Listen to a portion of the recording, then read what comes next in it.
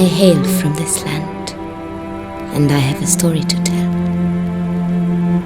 Alright, welcome back guys to the Upload VR Summer Showcase, brought to you by Polyarch, the creators of Moss. I'm here with Chris Baker from Zen Studios, and Chris, thank you for joining me.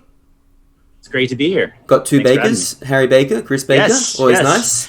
My long-lost Australian relative. Exactly. We need to get like Troy Baker in on this call. Exactly. We'll get all the big Bakers from around the industry. So Chris has been he's worked as the creative director and lead writer for Operencia, The Stolen Sun. Is that how you say it? Operencia? Is that the right? It's actually Operencia. Operencia, okay. Yes. There we go, yes, Longo.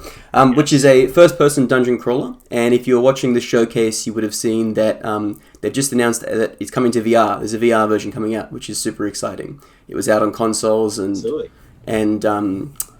PC earlier this year, and now it's coming to VR, which is fantastic. So, as I said, thank you for joining me. Talk to me a bit about Operencia, for those who maybe have just seen the trailer or don't know much about it. You know, it's actually, it's interesting because things have kind of come full circle with this game, because the team that started working on this game, actually before I came on, they were working on a VR project. And, you know, they had some things going on, and you know, it just, nothing like super clicked. So it was like, you know, we've been working on this project that has kind of like this grid-based movement, which is very compatible with VR, right? Yeah. Why don't we make a game that we like that we're not seeing that much of anymore? And that just happens to be like old school dungeon crawler first-person RPG. The result was Operencia, which is a just modernized version of those classic first-person dungeon crawlers. And what we mean by modernized is like, you know, really beautiful Unreal 4 powered graphics. Like a lot of, there's over 30 spoken roles in the game. Yeah. It's not just text on a screen. And yeah, just, you know, feels like a game that came out in 2020, right? Yeah. It looks, but it also feels like a game that came out in 1983. Yeah, that's what I was going to say. Because if you watch that trailer, it has this weird kind of really good, but still weird. It's kind of in between. You know, it feels like a modern version of kind of those classic games. You can feel the kind of classic DNA in there and the style and the way it looks, but it still looks very modernized, which is really cool. Yeah. You know. There's a lot of exploration through dungeons, obviously. But, you know, there's a lot of outdoor environments. There's a forest made out of copper. You know, there's a lot of just like really kind of imaginative places that, you know, if you were in wizardry, like it was just a dungeon and the next level looked like the next level. You know, going on down like that. But yeah, like a game today, you expect a lot of different scenery and you expect it to look great and you expect there to be a cool story to go with it. You know, wizardry was like, you beat the Mad Overlord. Congratulations. Here's 50,000 experience points. That's one of the more disappointing endings I ever had in a game.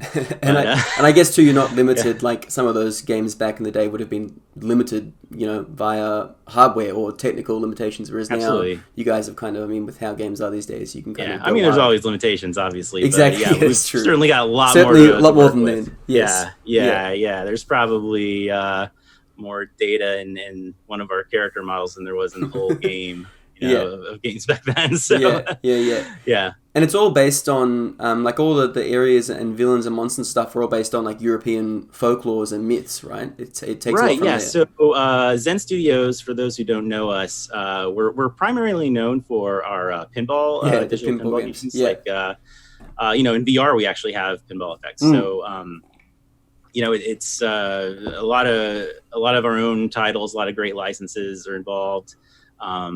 You know, we have like Universal and on console you have like Star Wars and Marvel and stuff like that.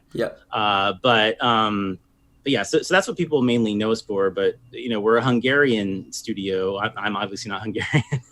I'm the New York office, I guess.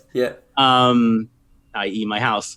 But yeah, so our team is based in Hungary, in Budapest. So you know, they were like, you know, we'd love to see a world that just incorporates all the very distinct folk tales and mythology that we grew up with here that we don't really see anywhere.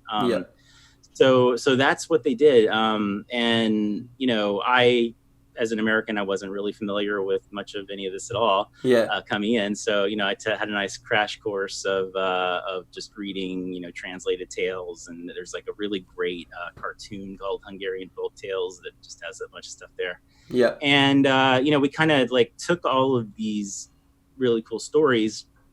In some cases, there's like a level that is like a story, for example, there's a place called Deva Fortress, which is a real place. You can go there today as a tourist if you want to. So yeah, in Deva Fortress, that whole level kind of tells a story of like a really dark thing that happened there. And that is the folktale. It's like our own kind of spin on it. So this is like kind of a world where all of these different folktales live together. We were very inspired by things like fables, like Wolf Among Us for gamers. I love that. Where it's like a bunch of different fairy tale. Shrek, and it's a mixture, right? Like it's not like from one area or one country. It's a mixture of different kinds of. It's very largely Hungarian, but it's Central European in general. There's a little bit of like Russian in there, a little Romanian. Cool.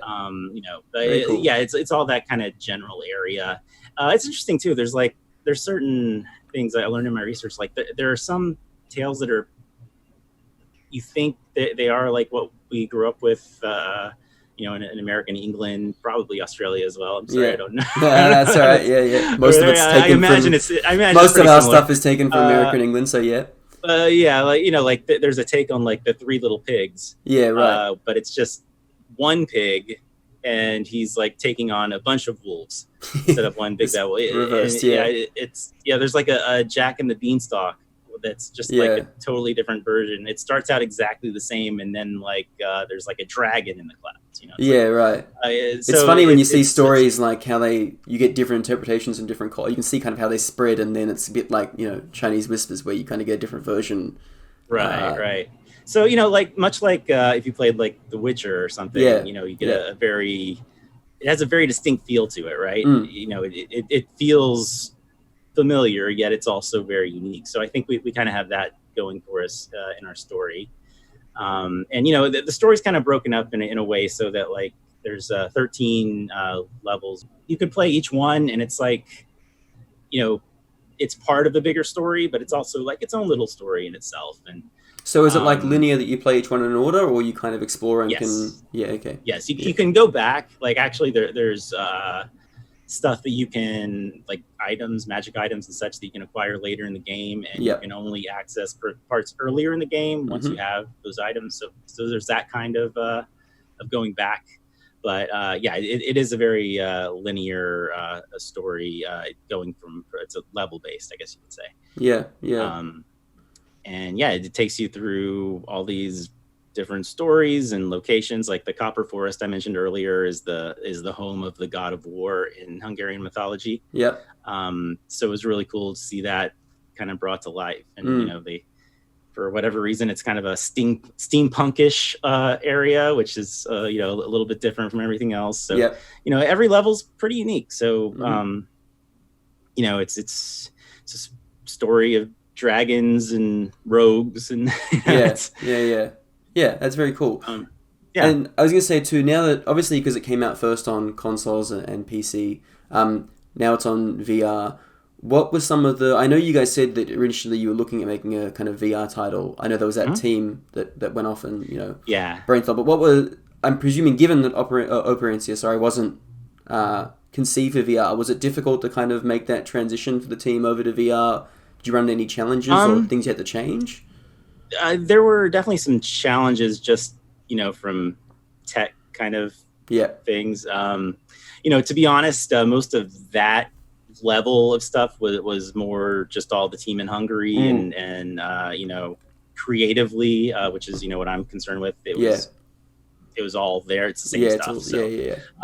So I can't personally speak to anything that I saw as like a huge challenge, but you gotta stop them. It's a lot of optimization, making sure frame rates look great, and making stuff look good as it can.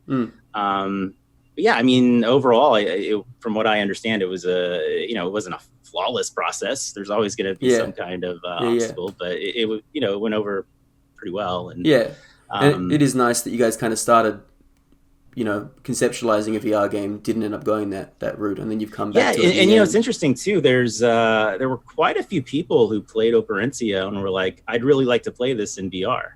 Yeah. Because it is a grid-based movement game, which I think for a lot of people took a little getting used to, especially if you didn't play games like that back in the day. People are like, why can't I just move forward? It's grid-based, meaning like tile to tile. Yeah. So that's very friendly to a VR experience, because you can just go up a little bit, a little more. There's also turn-based combat, so you can take your time in a battle and look around and look at all the pretty stuff in the room.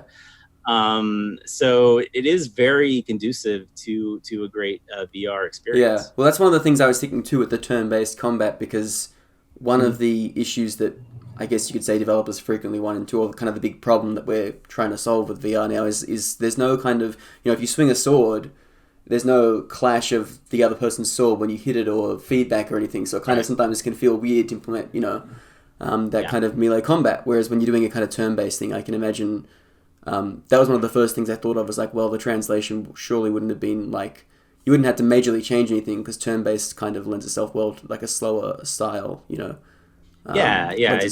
does. And, another thing too, just in terms of, I was talking about the modernization earlier, like, you could do this in the console game, of course, but just in VR, when you have goggles on, you look around and there's stuff everywhere, like the first full dungeon in the game, it's like an underground, it's a castle, but it's like a magic sunken castle, and there's like water in the ceiling and stuff. Yeah. And it's a really cool visual. I've never really seen anything quite like it before.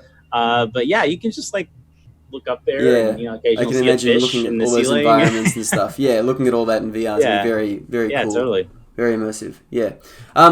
So obviously it's just been announced that Showcase that it's coming to VR. The trailer said coming soon. Do you have anything more? Are we looking at this year coming soon? Next year, got anything else to share? It should be this. I think I'm allowed to say it's this year. Yeah. Okay. That's good. That's good. We don't have a specific date. That's very cool. No, that's all right. That's cool. And obviously it said on the thing as well, PSVR, Steam VR, and there was an Oculus logo. Do you know if there's any chance of an Oculus Quest release, the standalone headset, or are we looking at just PC VR and PSVR? I think there's a chance, but I don't think we're ready to quite confirm that yet. Fair enough. Well, that's pretty much everything. Thanks a lot, Chris. That was really good. Looking forward to it. It's a pleasure to be here. Operencia, Stolen Sun on VR soon, on consoles and PC now. Thanks very much, Chris. Appreciate it. Stay tuned, everybody. We've got more coming up with the showcase to go. Thanks, guys.